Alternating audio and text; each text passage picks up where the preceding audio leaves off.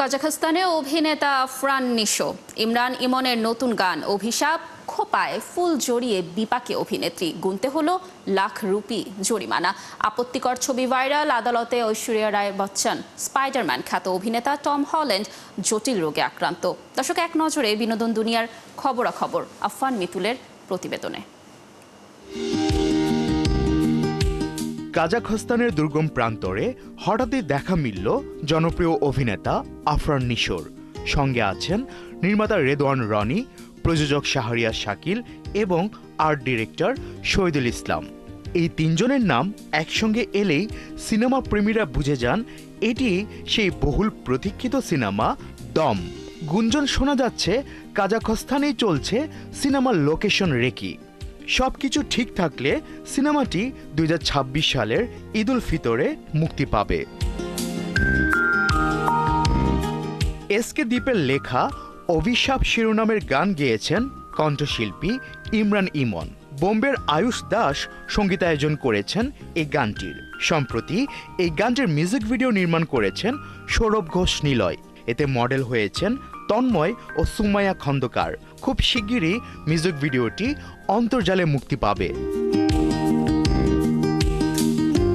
দক্ষিণ ভারতের নারীদের সাজের সাধারণ একটি অনুষঙ্গ হল খোপায় বা বেনিতে ফুল জড়ানো। তবে ফুলের এই সাজের জন্য বিদেশের মাটিতে বেশ বিপাকেই পড়তে হয়েছে মালয়ালম অভিনেত্রী নব্যা নাইয়াকে। অস্ট্রেলিয়ার ভিক্টোরিয়ার মালায়ালি অ্যাসোসিয়েশন আয়োজিত ওনাম উৎসবে অংশ নিতে সেখানে যান আমন্ত্রিত নাইয়া। তবে দেশটির মেলবোর্নের বিমানবন্দরে তাকে আটকে দেওয়া হয় খোপায় জড়ানো ফুলের মালার কারণে।